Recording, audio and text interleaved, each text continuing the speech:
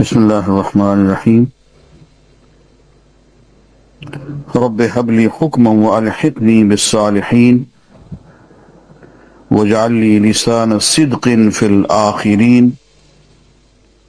یہ حضرت ابراہیم علیہ السلام کی دعا ہے، اے میرے پروردگار مجھے حکم و حکمت عطا فرما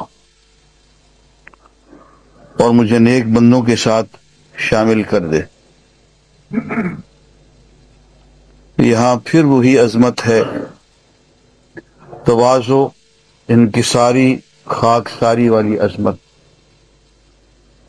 کہ ابو الانبیاء اولو العزم رسول، اور دعا یہ ہے الحقنی بالصالحین، مجھے نیک لوگوں میں شامل کر دے، مجھے حکمت عطا فرما، دین کی سمجھ اور حکمت عطا فرما اور نیک لوگوں میں شامل کر دے۔ وَاجْعَلْ لِي لِسَانَ صِدْقٍ فِي الْآخِرِينَ، اور بعد میں آنے والوں میں میری زبان کی سچائی اور میری سچی دعوت کا ذکر خیر جاری فرما، میرے مرنے کے بعد بھی میری دعوت اور ذکر خیر جاری رہیں۔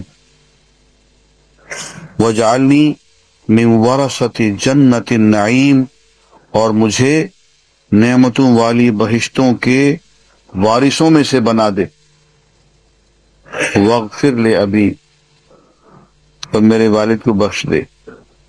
آتے ہوئے وعدہ کر کے آئے تھے نا کہ اپنے والد سے کہا تھا کہ بابا میں آپ کے لیے دعا مانگوں گا، تو دعا مانگے وَاغْفِرْ لِأَبِي، میرے والد کو بخش دے۔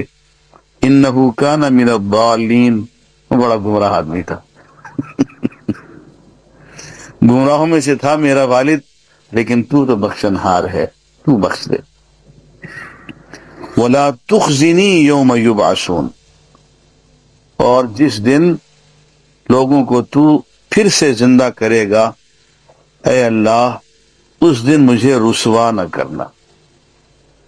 یوم لا ينفع مال ولا بنون، جس دن نہ مال کام آئے گا نہ اولاد، الا من اتى اللہ بقلب سلیم، ہاں صرف وہی شخص اللہ کے حضور سرخ روح ہوگا جو قلب سلیم لے کے آیا، ایسا دل جس میں سلامتی فکر ہو، جس میں جذبات کی سلامتی ہو، اللہ کو چاہنے والا ہو، اللہ کے بارے میں سوچنے والا ہو، دین کی چنتا رکھنے والا ہو، دعوت دین کے بارے میں ہر وقت کڑھنے والا ہو، اسے قلب سلیم کہتے ہیں۔